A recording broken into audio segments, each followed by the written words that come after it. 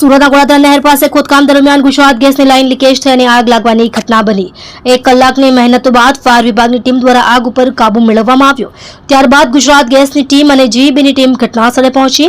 Gas leakage થવાને કારણે આગના ગોટે ગોટા ઉડી રહ્યા હતા। ફાયર વિભાગની 4 જેટલી ગાડીઓ આવી આગ ઉપર કાબુ મેળવ્યો। સ્થાનિક લોકોને તાત્કાલિક ધોરણે દૂર કરાયા। હાલ પરિસ્થિતિ પર કાબુ મેળવવામાં આવ્યો છે। Sub fire officer Sunil Chaudhary Tumbal fire station કયો વિસ્તાર છે, કઈ રીતની આગની ઘટના હતી? आसपास ચોકડી ઓલરેડી અમે બીજા કોલમાં જતા હતા। છોકરી લિફ્ટમાં ફસાયેલી હતી અને બીજા કોલમાં જતા હતા। અચાનક આસપાસ ચોકડી પર આવ્યા તો જોયું કે આગની જ્વાળા ઊંચે ઉડતી હતી। અમને ચોક્કસ કારણ તો ખ્યાલ નહીં હતો, પણ ટ્રાન્સફોર્મર બાજુમાં હતું તો કે ટ્રાન્સફોર્મરમાં આગ લાગી છે। હવે આજુબાજુ દુકાનો હતી, પબ્લિક ઘણું હતું।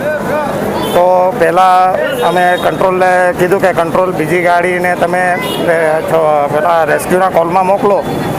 અમે અહીંયા આગ લાગી છે અને નુકસાન વધારે પાયામાં થાય એવું છે તો અમે ગાડી અહીંયા અમારી રોકી લઈએ છીએ અને બીજી ગાડી તમે ત્યાં રેસ્ક્યુના કોલમાં ડિવાઈડ કરી નાખો। અને પછી અમે ડિંડોલી ફાયર સ્ટેશનને બેકઅપ માટે બોલાવી કે આવીને ચોક્કસ કારણ ખબર પડી કે ગુજરાત ગેસની મેઇન લાઇન તૂટેલી હતી।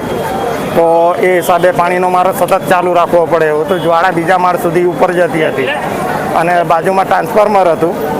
એ હિસાબે અમે આગને કંટ્રોલમાં લેવા માટે એના પાણી મારવા સિવાય બીજો કોઈ ઉપાય નથી એનો। અને ગેસ ગુજરાત ગેસ જ્યાં સુધી નહીં આવે ત્યાં સુધી સતત પાણીનો મારો ચાલુ રાખવામાં આવે। એ હતું મેઇન રીઝન। લાઈન લીકેજ થવાનું કારણ?